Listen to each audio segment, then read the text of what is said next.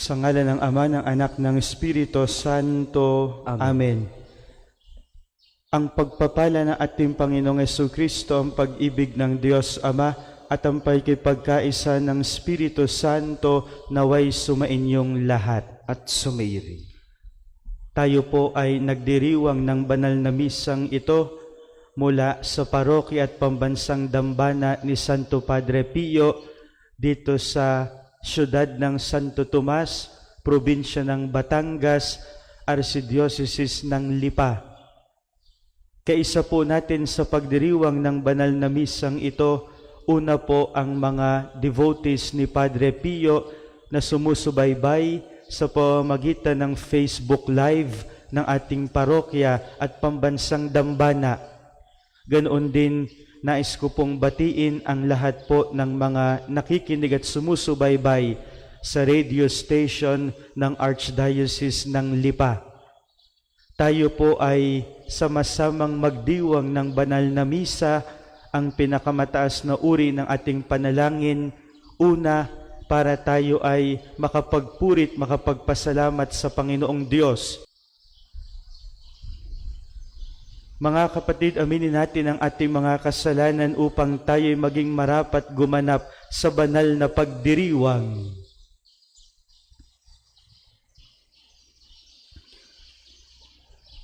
Inaamin ko sa makapangyarihang Diyos at sa inyo mga kapatid, na lubha akong nagkasala sa isip, sa salita at sa gawa, at sa aking pagkukulang.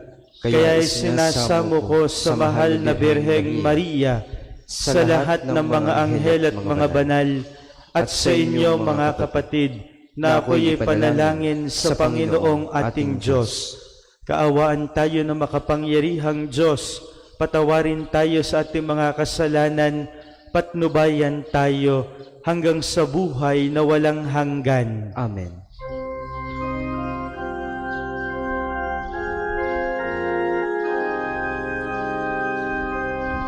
Panginoon, kaawaan mo kami. Panginoon,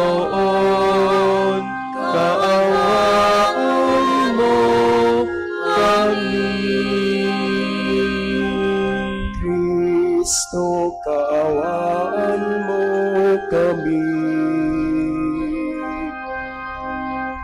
Kristo, kaawaan mo kami. Panginoon, kaawaan mo kami. Panginoon, kaawaan mo kami.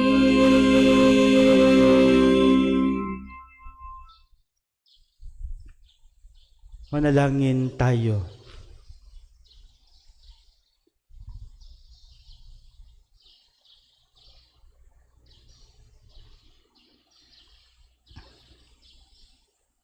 Ama naming makapangyarihan, ang iyong paglingap ay di nagkukulang sa iyong pagsubaybay sa tanan. Inuluhog naming iyong pawiin ang tanang makapipinsala sa amin at iyo nawang panatilihin ang pakikinabang naming walang maliw. Sa pamamagitan ni Jesucristo kasama ng Espiritu Santo magpasawalang hanggan. Amen.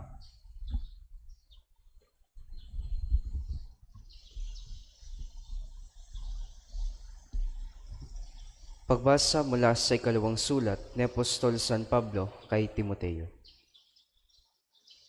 Pinakamamahal, inuutusan kita sa ngalan ng Diyos at ni Kristo Jesus na hahatol sa mga buhay at mga patay, alang-alang sa kanyang pagparito at paghahari. Ipangaral mo ang salita ng Diyos, napapanahon man o hindi. Hikayatin mo, pagsabihan at patatagin ang loob ng mga tao sa pamamagitan ng matyagang pagtuturo.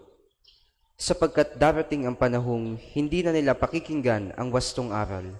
Sa halip, susundin nila ang kanilang ibig. Mangangalap sila ng mga gurong walang ituturo kundi ang mga bagay lamang na gusto nilang marinig. Ibabaling nila sa alamat ang kanilang pansin at hindi na nila pakikinggan ang katotohanan. Kaya, maging mapagpigil ka sa lahat ng oras. Pagtiisan mo ang mga kahirapang dumarating sa iyo. Gampanan mo ang tungkulin ng isang mangangaral ng mabuting balita. Tupdin mo ang iyong mga tungkulin bilang tagapaglingkod ng Diyos. Ako'y iaalay na. Dumating na ang oras ng pagpanaw ko sa buhay na ito. Puspusan akong lumaban sa paligsahan. Natapos ko ang dapat kong takbuhin. Nanatili na akong tapat sa pananampalataya. Kakamtan ko na ang korona ng tagumpay. At sa araw na yaon, ang Panginoon na siyang makatarong ng hukom, ang magpuputong sa akin ng korona. Hindi lamang sa akin, kundi sa lahat ng nananabik sa muli niyang pagparito. Ang salita ng Diyos. Salamat sa Diyos. Salmong Tugunan. Patuloy kong isasaysay ang dulot mong kaligtasan. Patuloy kong isasaysay ang dulot mong kaligtasan. Tunay akong nagpupuri buong araw. Akin ngayong ihahayag ang taglay mong karangalan. Ngayong ako'y matanda na, huwag mo akong babayaan. Katawan ko'y mahina na, kaya ako'y huwag iiwan. Patuloy kong isasaysay ang dulot mong kaligtasan. Ako naman samantala ay patuloy na aasa. Patuloy na magpupuri, pupurihin ka tuwina. Pagkat ikaw ay dakila, patuloy kong isasaysay. Maghapon kong ihahayag ang dulot mong kaligtasan. Patuloy kong isasaysay ang dulot mong kaligtasan. Pagkat ikaw, Panginoon, ay malakas at dakila, ang taglay mong katangi ay ihahayag ko sa madla. Sa pulpa sa pagkabatay, ako'y iyong tinuruan.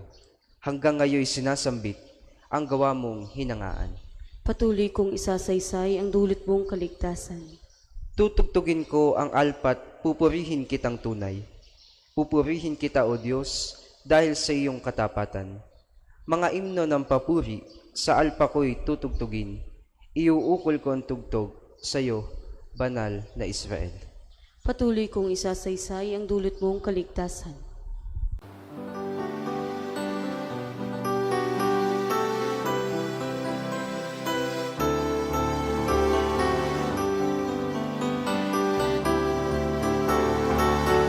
Alleluia, alleluia,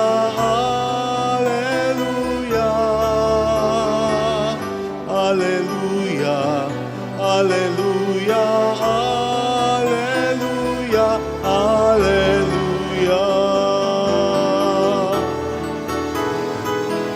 alleluia, alleluia, alleluia,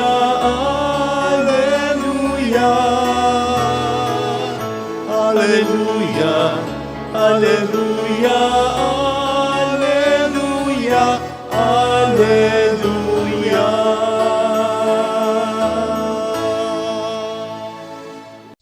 Sumainyo ang Panginoon At sumayon. ang mabuting balita ng Panginoon ayon kay San Marcos. Papuri sa iyo, Panginoon.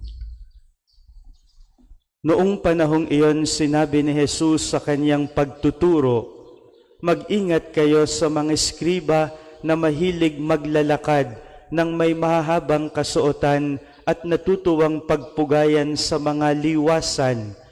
Ang ibig nila'y ang mga tanging luklukan sa mga sinagoga at ang mga upuang pandangal sa mga piging. Inuubos nila ang kabuhayan ng mga babaeng balo at ang sinasangkalay ang pagdarasal ng mahaba, lalo pang bibigat ang parusa sa kanila. Umupo si Jesus sa tapat ng hulugan ng mga kaloob doon sa templo at pinagmasdan ang mga taong naghuhulog ng salapi. Maraming mayayamang naghulog ng malalaking halaga. Lumapit naman ang isang babaeng balo at naghulog ng 2 kusing na katumbas ng 1 pera. Tinawag ni Jesus ang kanyang mga alagad at kanyang sinabi, sinasabi ko sa inyo, ang dukhang balong iyon ay naghulog ng higit sa kanilang lahat, sapagkat ang iba'y nagkaloob ng bahagi lamang ng hindi na nila kailangan, ngunit ibinigay ng balong ito na dukhang dukha ang buo niyang ikabubuhay. Ang mabuting balita ng Panginoon. Pinupuri ka namin, Panginoong Heso Kristo.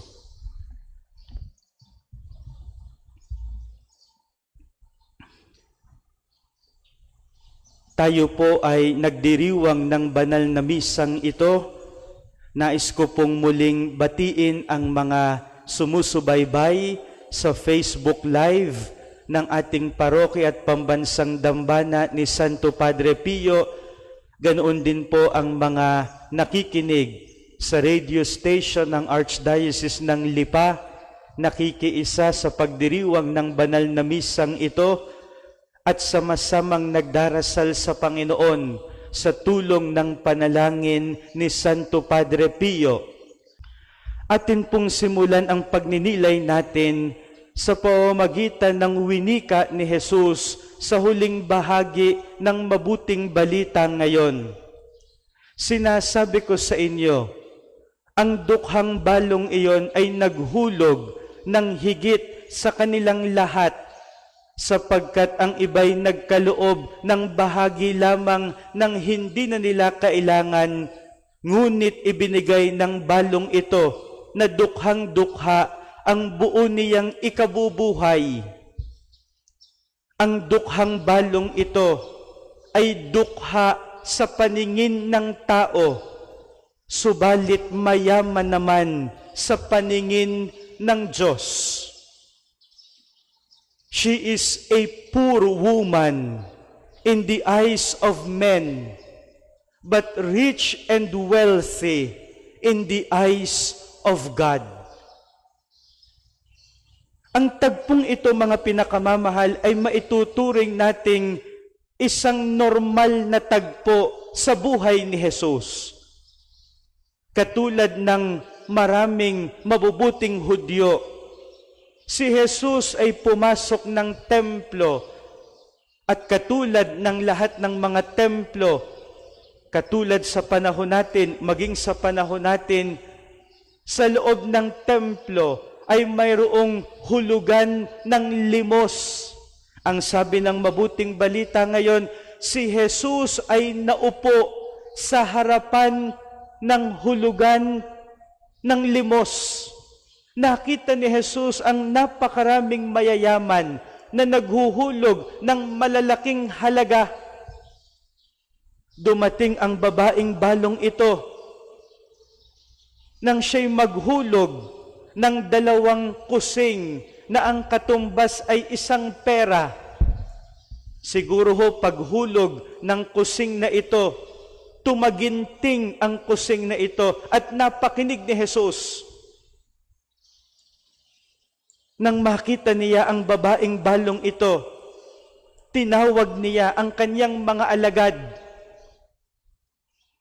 Kaagad ay naramdaman ni Jesus na sa babaeng balong ito ay may mahalagang matututunan ang lahat ng gustong maging alagad ni Jesus. This woman is a lesson for all the disciples of Jesus. Kaagad niyang tinawag ang mga alagad sapagkat alam niyang may matututunan ang mga alagad sa babaeng balong ito. Sa kontekstong ito, sinabi ni Jesus, ang babaeng balong ito ay nagbigay ng higit sa lahat. Ang babaeng balong ito, dukha sa harap ng tao, pero mayaman naman sa harap ng Diyos. Ito sana, mga pinakamamahal, ang pag-ibayuhin natin. Ito ang pag-igihin natin. Ito ang pagbutihin natin. Ito ang hangarin natin. Hangarin nating maging mayaman sa harapan ng Diyos. Ibig sabihin, ang pinag-iipunan natin, ang ipinagpupunyagi natin, ang pinagyayaman natin ay ang ipon at kayamanan natin sa langit upang kapag tayo'y tiningnan ng Diyos, katulad tayo ng babaeng balong ito, maaaring dukha sa harapan ng tao, maaaring dukha sa panukat ng mundo, pero kapag ang Diyos ang tumingin, mayaman naman sa panukat niya at sa panukat ng kalangitan. Papaanong mangyayari ito?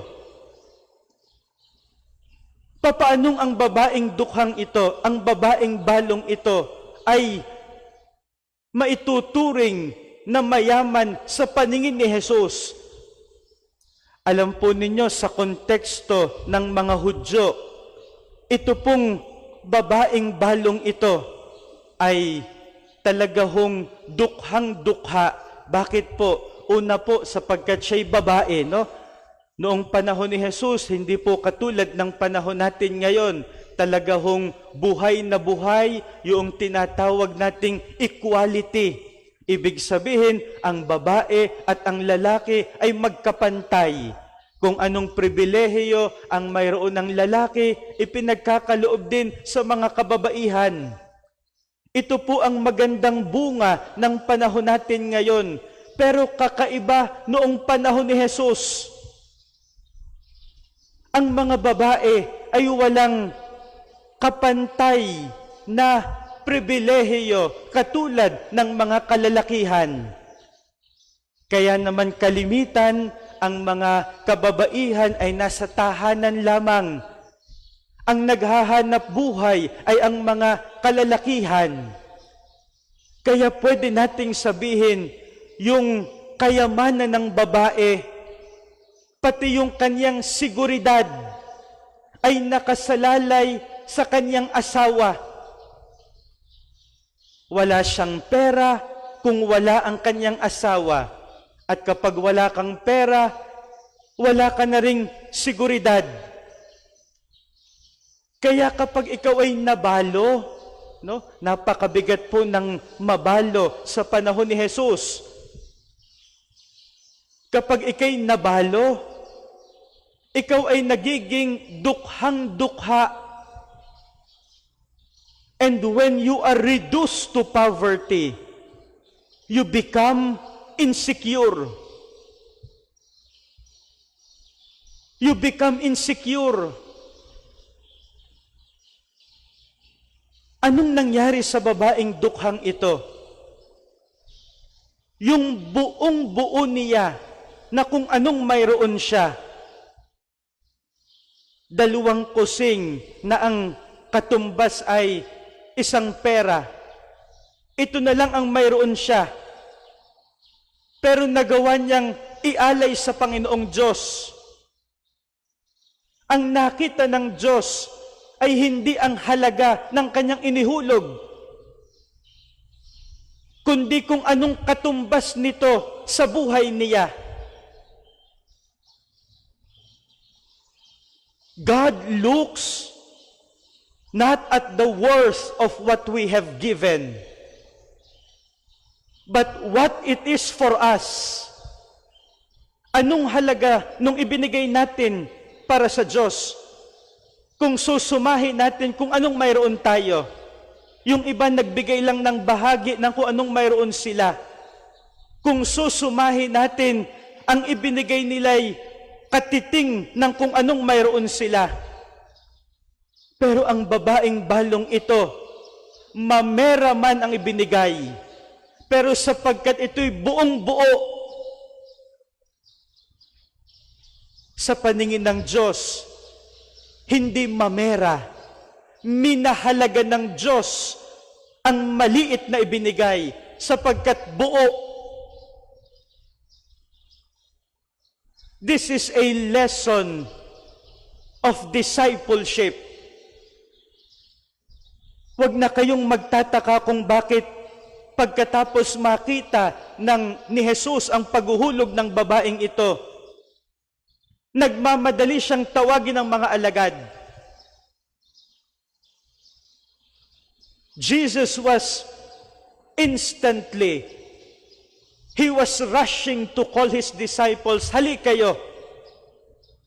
May isang magandang leksyon at ang magtuturo sa atin ang babaeng balong ito. Ang kanyang pagiging bukas palad na buong buo. Ang kanyang pagbibigay ng sarili na buong buo para sa Diyos. Sapagkat ang Diyos ay natutuwa sa buong pusong pagkakaloob ng sarili sa Kanya. God rejoices when a person surrenders everything to Him.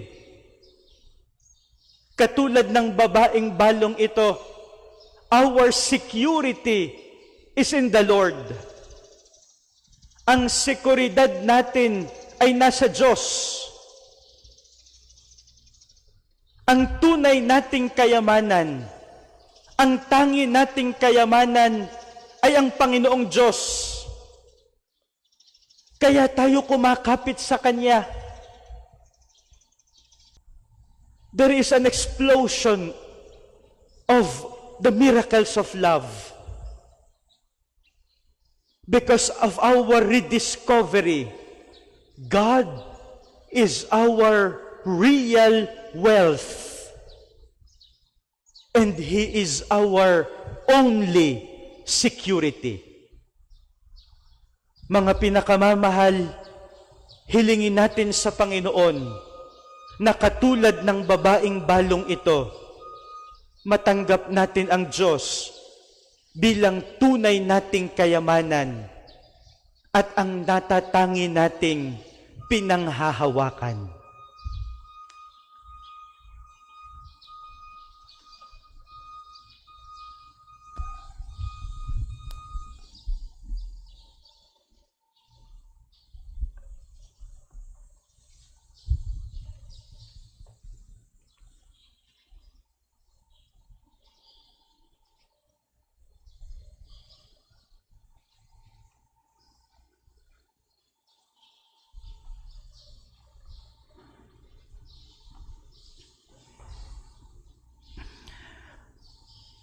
Kapuri-puri ka Diyos sa manlumikha sa sanlibutan sa iyong kagandahang loob. Narito aming maiaalay mula sa lupa at bunga naming paggawa ang tinapay na ito para maging pagkaing nagbibigay buhay.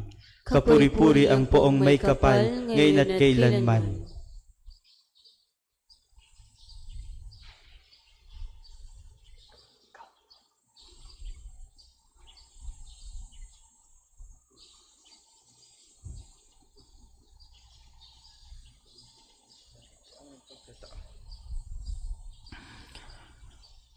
Kapuri-puri ka Diyos sa manlumikha sa sanlibutan sa iyong kagandahang loob. Narito aming maiaalay mula sa katas ng ubas at bunga naming paggawa ang alak na ito para maging inuming nagbibigay ng iyong espiritu. Kapuri-puri ang poong may kapal, ngayon at kailanman.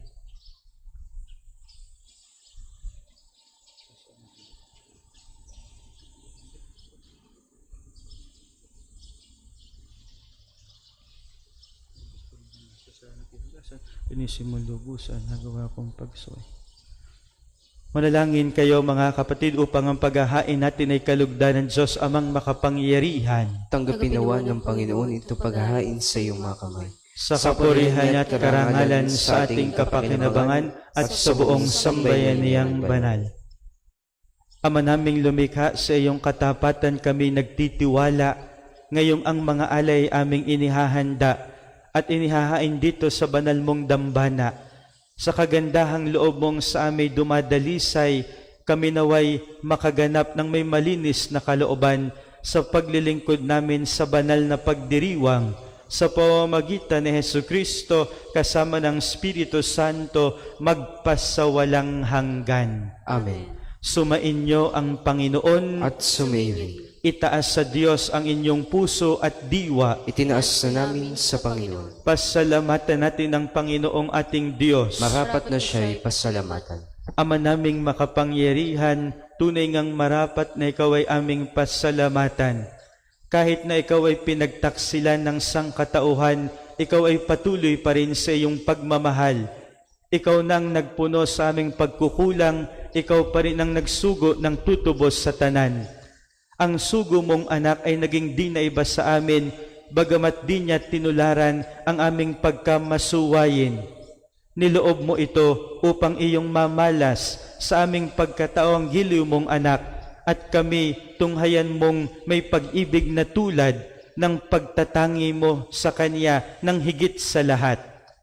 Ang katapatan niya sa iyong walang maliw ay nagpanumbalik na muli sa amin na iyong kasiyahat ng iyong pagtingin na aming iwinaksi nung ikay aming suwayin. Kaya kaisa ng mga anghel na nagsisiawit ng papuri sa iyo nang walang humpay sa kalangitan, kami nagbubunyi sa iyong kadakilaan.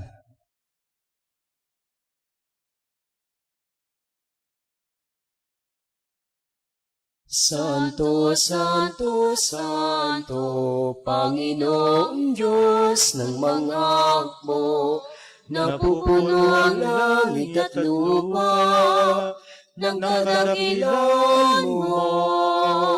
Hosana, Hosana, sa kaitaasan. Pinagpala na parito sa ngalan ng Panginoon. Hosana, Hosana, sa kaitaasan.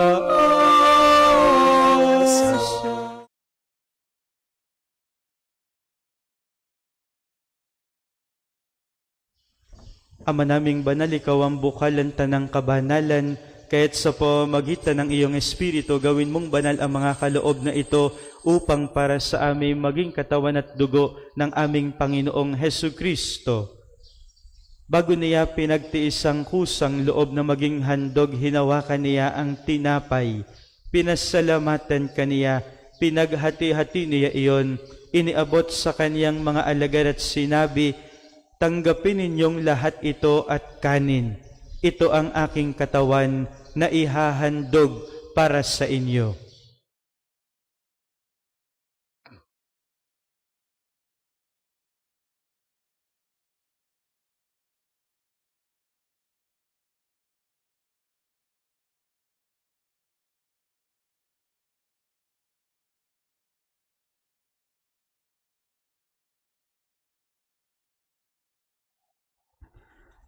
Hindi naman nung matapos ang hapunan, hinawakan niya ang kalis. Muli kaniyang pinasalamatan. Iniabot niya ang kalis sa kaniyang mga alagad at sinabi, "Tanggapin ninyong lahat ito't inumin. Ito ang kalis ng aking dugo, ng bago at walang hanggang tipan. Ang aking dugo na ibubuhos para sa inyo at para sa lahat sa ikapagpapatawad ng mga kasalanan. Gawin ninyo ito sa pag-alaala sa akin."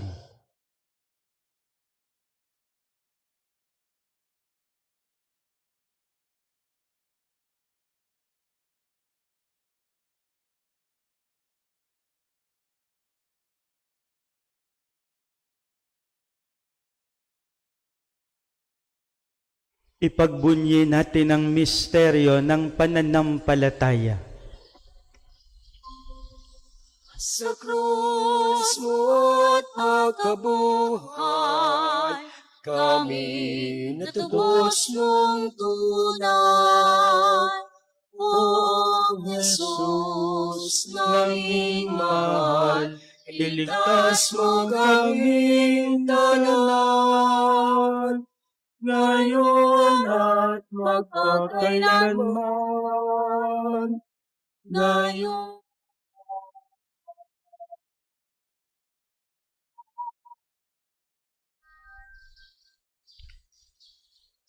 Ama, ginagawa namin ngayon ang pag-alaala sa pagkamatay at muling pagkabuhay ng iyong anak. Kahit inialay namin sa iyo ang tinapay na nagbibigay buhay at ang kalis na nagkakaloob ng kaligtasan. Kami nagpapasalamat dahil kami iyong minarapan na tumayo sa harap mo para maglingkod sa iyo. Isinasamo namin kaming magsasalo-salo sa katawat dugo ni Kristo ay mabuklod sa pagkakaisa sa pamamagitan ng Espiritu Santo. Alalahanin mo rin ang mga kapatid naming nahimlay nang may pag-asang sila'y muling mabubuhay, gayon din ang lahat ng mga pumanaw. Kaawaan mo sila, patuloyin sa iyong kaliwanagan. Kaawaan mo't pagindapatin kaming lahat na makasalo sa iyong buhay na walang wakas. Kaisa ng mahal na Birheng Maria na ina ng Diyos, ni San Jose na kaniyang esposo, kaisa ng mga apostol, ng lahat ng mga banal na namuhay dito sa daigdig ng kalugod-lugod sa iyo, may pagdiwang nawa namin ang pagpupuri sa ikararangal mo sa pamamagitan ng iyong anak na aming Panginoong Hesu Kristo.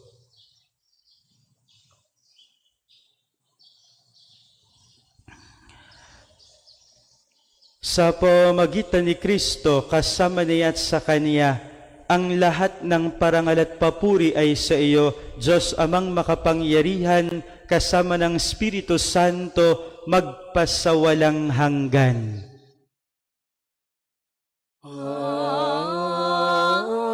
Amen. Amen.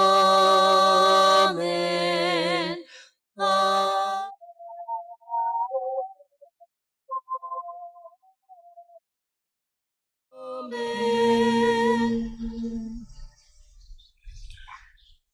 Sa tagubilin ng mga nakagagaling na utos at turo ni Jesus na Panginoon natin at Diyos, ipahayag natin ng lakas loob.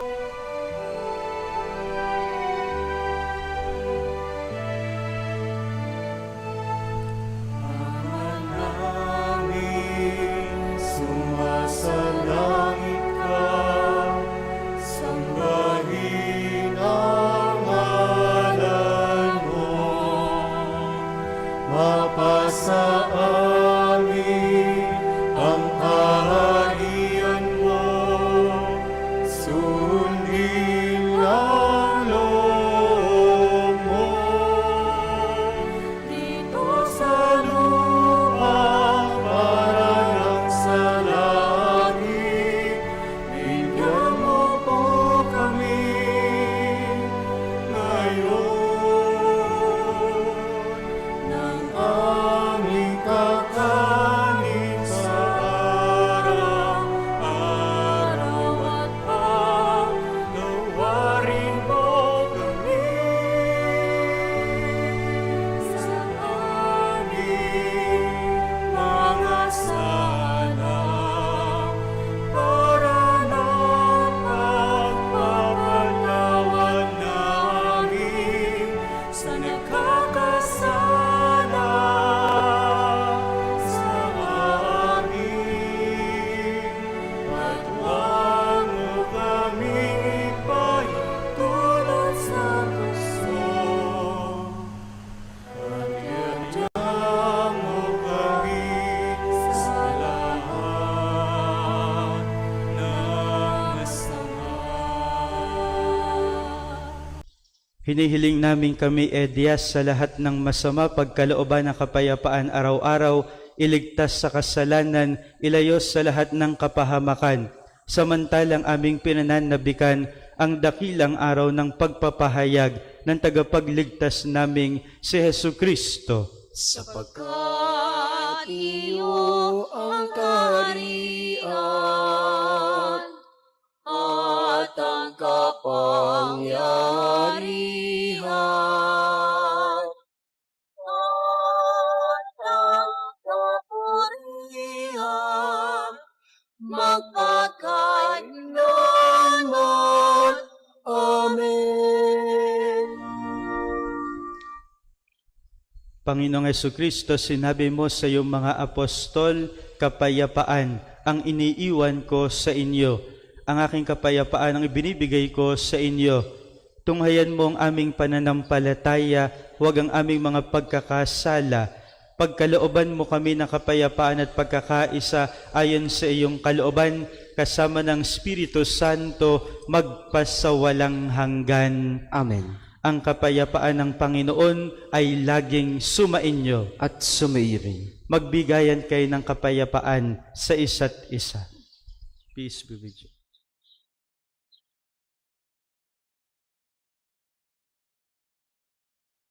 Kordero ng Diyos na nagalis ng mga kasalanan ng sanlibutan. Maawa ka sa amin. Kordero ng Diyos na nag-aalis ng mga kasalanan ng sanlibutan. Maawa ka sa amin. Agnus Dei Quitoris, peccata mundi, dona nobis pacem, dona nobis pacem, dona nobis pacem.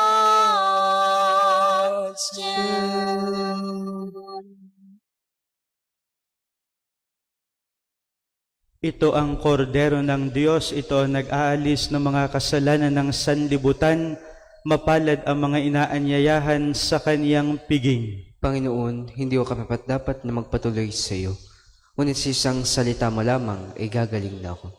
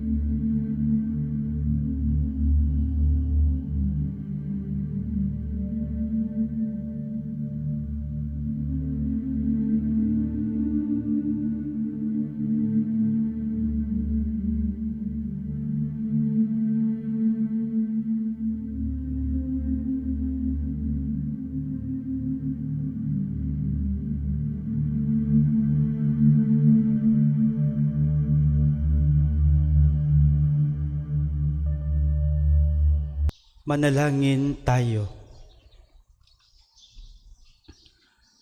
Ama naming mapagmahal, pagharian mo sa iyong Espiritu, kaming pinapakinabang mo sa katawat dugo ni Kristo upang di lamang sa pagsasalita, kundi rin naman sa pagsasagawa, ikaw ay aming maipagdangal at maging marapat kaming makapasok sa kaharian mo sa kalangitan sa pamamagitan ni Jesucristo kasama ng Espiritu Santo magpasawalang hanggan. Amen.